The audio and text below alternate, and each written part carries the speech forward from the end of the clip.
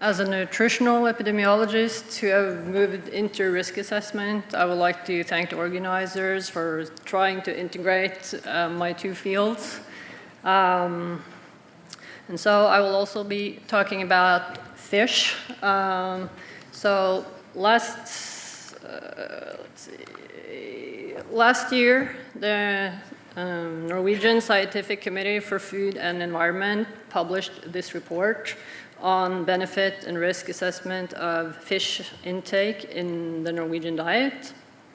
And it includes several systematic literature reviews, which partly explains why it is over 1,000 pages. And so the other explanation is that fish is important in Norway, and so we had to be very thorough and transparent about what we have done. So what I will try to do is to give you an overview of how the epidemiological, how we used epidemiological studies. And for those who would like to get into the details, this report is also publicly available, can be downloaded from our website. Let's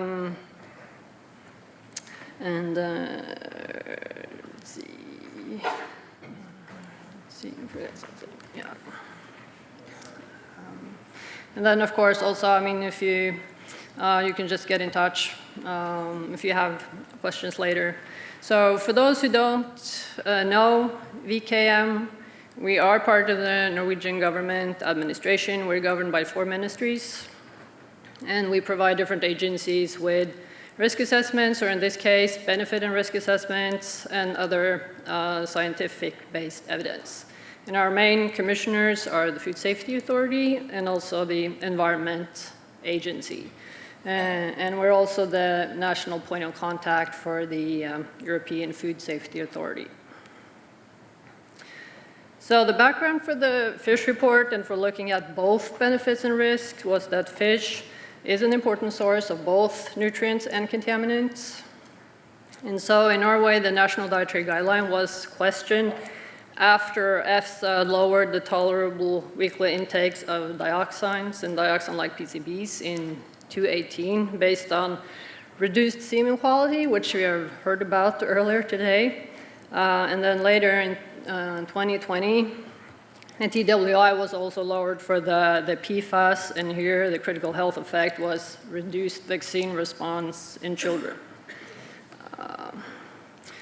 So what we were asked to do was to estimate health consequences for the entire population if fish intake remains at the current level or increases to meet recommendations by the Directorate of Health.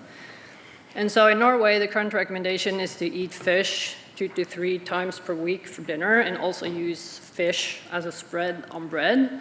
And this amounts to around 300 to 450 grams of fish per week in adults, of which 200 or at least 200 grams should be fatty fish. And so in this assessment, we used intake scenarios, and because the recommendation is a range, we included both the 300 grams and the 450 grams. And then also in our initiative, we included 150 grams, or about 1 portion per week, to investigate what would happen if fish intake decreases, as there are some indications that fish intake also in Norway is going down. So this is just a simplified figure, and it's not like a formal acyclic graph to illustrate our approach, which was to emphasize studies on fish intake and health, as we think studies of fish intake will give sort of the best estimate of the net health effects of having both contaminants and nutrients in the same food, also accounting for possible interactions, cocktail effects, unknown effects. But we did also sort of go into specific nutrients for which food is an important source, and the contaminants that have been assessed by EFSA in these TWI reports that I referred to, and we also included mercury.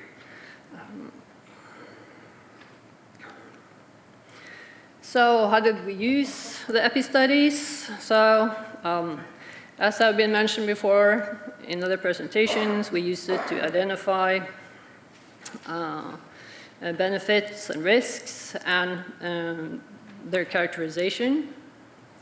And so we did conducted systematic literature reviews for fish intake, and then we looked at both primary studies and review studies, and we did our own high-low meta-analysis to compare with our previous SLRs.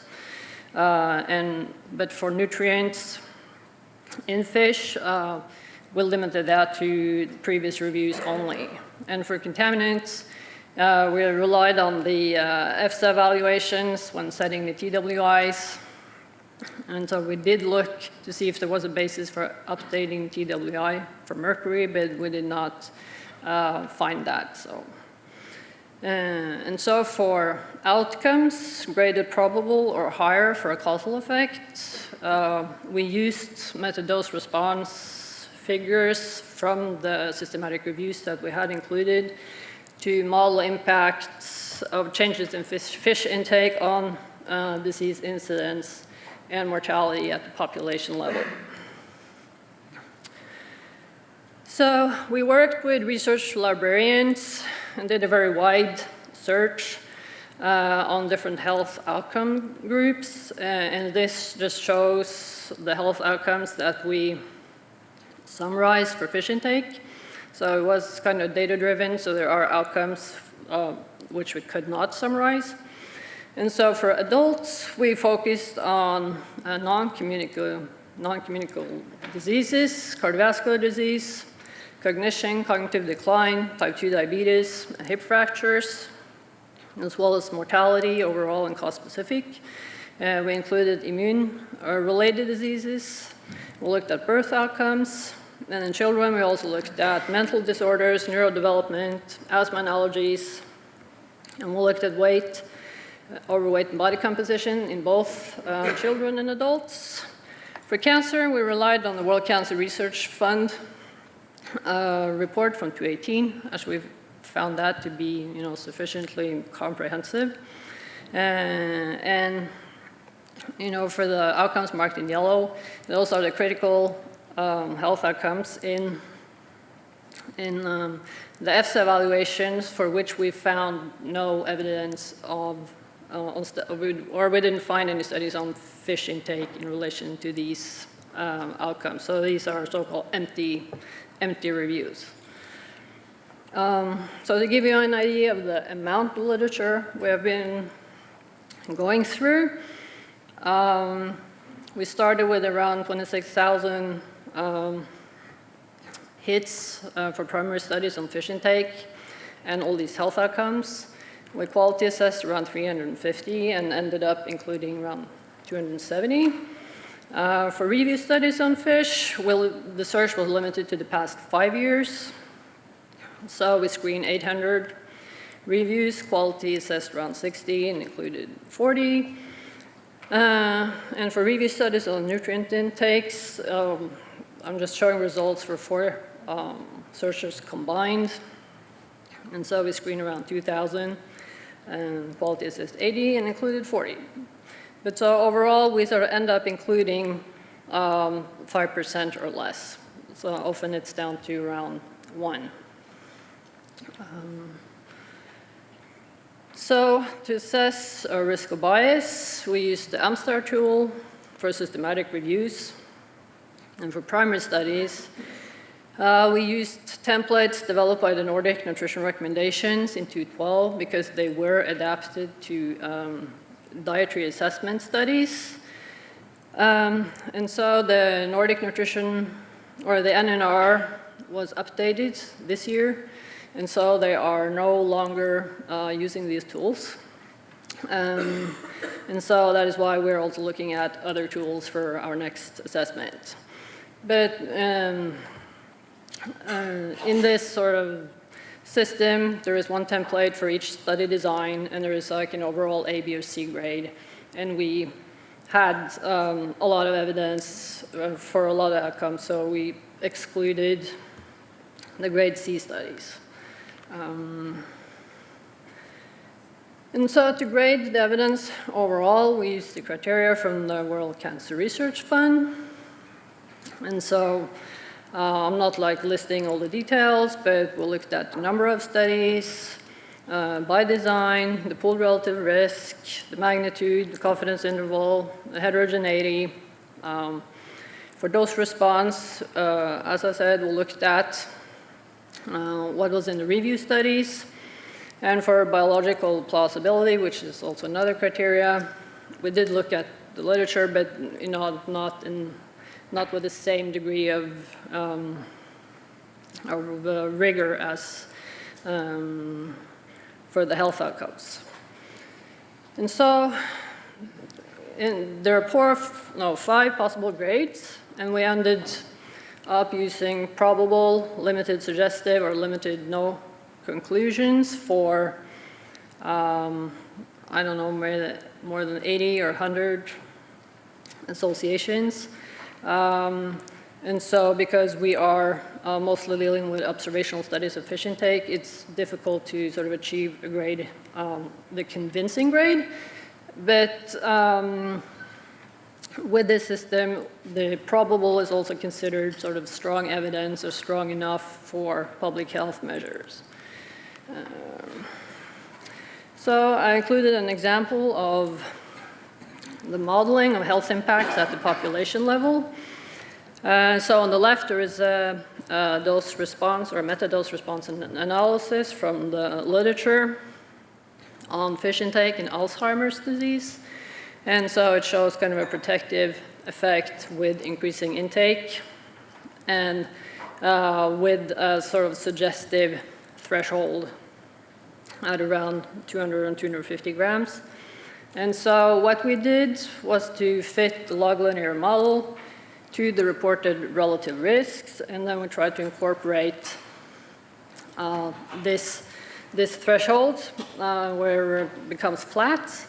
And then from this, you can sort of derive the relative risks for the different intake levels. So the blue dots are in the figure on the right, are the reported relative risks. And then also sort of included the intake level, the current intake level in Norway for men and women. And so from this, it can be derived that for men, increasing the intake further is not likely to have a big impact on Alzheimer's. For women, it seems that increasing the intake, there is something to gain. But men could sort of lose from, or if the intake in men decreases a lot, you would sort of expect reduced benefits. And so what this sort of looks like in terms of number of cases and the potential impact fractions looks like this. So in men, consuming around 350 grams per week at the current level, so increasing it more is not doing anything, or just going down to 300 is not doing anything. But if intake were to drop to like 1 portion a week, we would expect some change, or a 16% increase in the annual number of new cases. And so for women, it's a little bit to gain from increasing intake, but again, it's the bigger impact would be from sort of dropping their intake.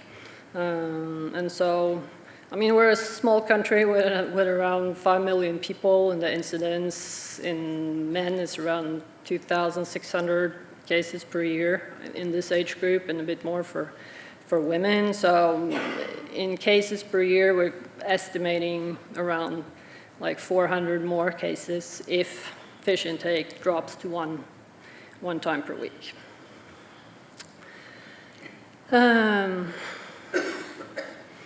So some challenges here I could have listed more is that when we are sort of looking at fish intake and trying to compare that to what we see for the nutrients and contaminants in fish, we're often looking at sort of a different body of evidence with regard to the study designs, the health outcomes, and the population groups. So for fish, the studies are mostly observational, but if you want to look at nutrients to compare with that, the body of evidence is mainly RCT, randomized studies of supplement intake. And so it can be a bit hard to sort of trying to compare or look for mechanistic support in other types of epi-evidence. And so for fish and nutrients, as I showed, the body of evidence can be quite large. So if you're just dealing with reviews, you sort of have to figure out how to synthesize evidence from multiple independent reviews that are partially overlapping, but with some differences. And the risk of bias assessment becomes quite time-consuming. So we're looking into what to use next, and so we enjoyed the workshop this morning on the different instruments. As I said, the Nordic nutrition recommendations have moved on to using other tools, like the ROB2 from Cochrane for RCTs. They used something called the ROB-NOBS from the USDA for observational studies, and the Robbins-I, because I don't think the Robbins-E was available when they started their work. And so also we're here to learn more about the OHAT and the RAPID tool, which is sort of attractive to people in risk assessment with deadlines. And so last, I have to acknowledge the project group that worked on this for close to 3 years, getting through this. And so this is people from the VKM Secretariat, as well as our external scientific experts from Norway and also Denmark. So that was, sorry. Yep. Thank you.